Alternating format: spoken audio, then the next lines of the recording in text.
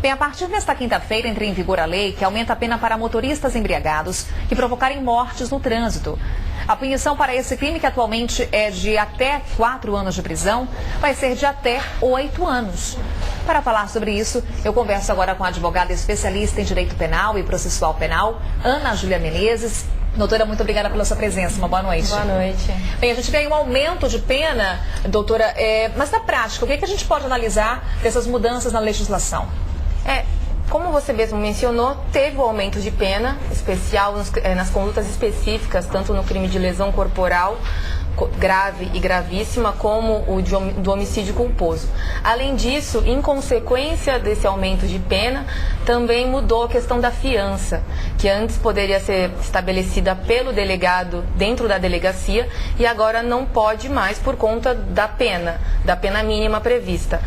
Agora é necessário que o delegado lavre o auto de prisão flagrante e encaminhe esse auto para o judiciário, para o juiz decidir quanto à fiança. Então, para a gente entender, doutora, no caso de um crime em que envolva morte, esse motorista, ele é levado para a delegacia e ele fica preso até a análise do juiz? Exatamente. Fica até a audiência de custódia ou algum outro momento que a defesa pleiteie que seja arbitrada essa fiança.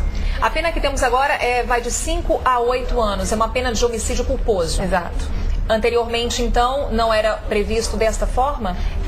Era o caput do artigo, ele trazia isso, mas não trazia essa qualificadora que atualmente é prevista no parágrafo do artigo.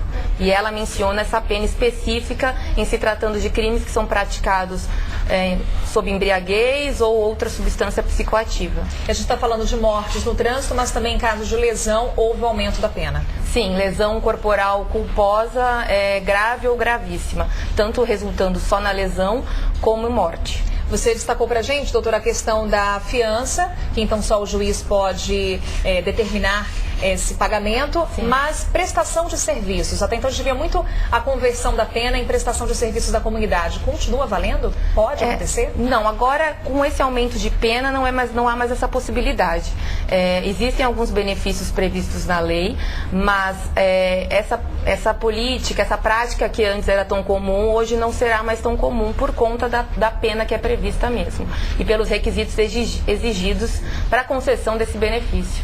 Falamos então de uma pena de homicídio culposo. Há ainda muita divergência, doutora, na prática, entre o crime de trânsito ser um crime doloso ou um crime culposo? O artigo ele é taxativo, né? Ele coloca crime culposo, homicídio culposo e o parágrafo abaixo. Mas há discussão na doutrina a questão de um possível dolo eventual, outras questões acadêmicas e doutrinárias do que levaria o agente a praticá-lo. Mas o entendimento atual que prevalece é a questão do homicídio culposo. E também agora o racha está previsto em lei, é punido, é uma grande mudança, né, doutora? Sim, o artigo 308 agora ele traz essa conduta que antes era atípica, era por analogia atribuída à prática, mas agora o artigo ele menciona especificamente no caput e a pena continua a mesma, de 6 meses a 3 anos. No caso, 6 meses a 3 anos, também é da mesma forma, é levar à delegacia, como é que fica esse trâmite? Não, a pena de 6 meses ela já é uma pena branda, então ela possibilita que seja arbitrada a fiança pelo delegado e a concessão de outros benefícios. Falando um pouquinho sobre as medidas administrativas, no caso teste do bafômetro, haverá alguma mudança? O motorista ele vai ser obrigado a fazer o teste do bafômetro? Há alguma previsão nesse sentido? Não, a questão da apuração, das blitz, tudo continua igual. Inclusive o artigo 306, que é o que prevê o crime de embriaguez ao volante, permanece inalterado. Essas questões administrativas permanecem as mesmas. Ninguém é obrigado a fazer o bafômetro, fica a cargo da pessoa, até isso é previsto em lei, mas vai do caso a caso, a autoridade pediu, vai da pessoa, do livre-arbítrio dela. Ora, doutora, diante de um crime em que houve uma morte, o motorista se recusa a fazer o teste do bafômetro, é levado à delegacia. Como pode ser constatada a embriaguez desse motorista? Como é que é feito? Atualmente a lei prevê, além dos testes clínicos, né, é possível que, pelo depoimento dos policiais envolvidos, eles também possam atestar ou não pela embriaguez.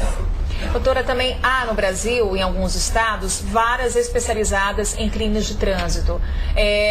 Essa é uma medida que pode ser válida? O quanto isso agiliza os processos relativos aos crimes que acabam acontecendo no trânsito? Como toda questão da vara especializada, ela acaba desafogando, né, a vara comum. Ela traz para ela, acaba sendo especializada naquele tema. Eu só vejo benefícios quando há uma vara especializada para determinado tema, até pela celeridade processual e a atenção para aquele tipo de conduta em específico. Mas não há qualquer intenção de que isso seja admitido em todo o país? Até em São Paulo, até onde eu sei, não. Mas assim, não é uma questão que compete a mim, né? A questão compete ao judiciário. Doutora, só para a gente finalizar, agravamento da pena, como é que vem sendo recebido isso no meio jurídico?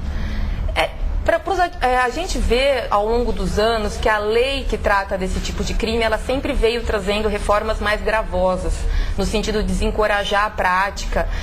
Nós vemos avanços, vemos retrocessos também, mas cabe ao legislativo, a gente tem análise com base nas aplicações, a gente tem que esperar a lei entrar em vigor, ver como vai ser o dia a dia, a prática, para poder então formar uma posição.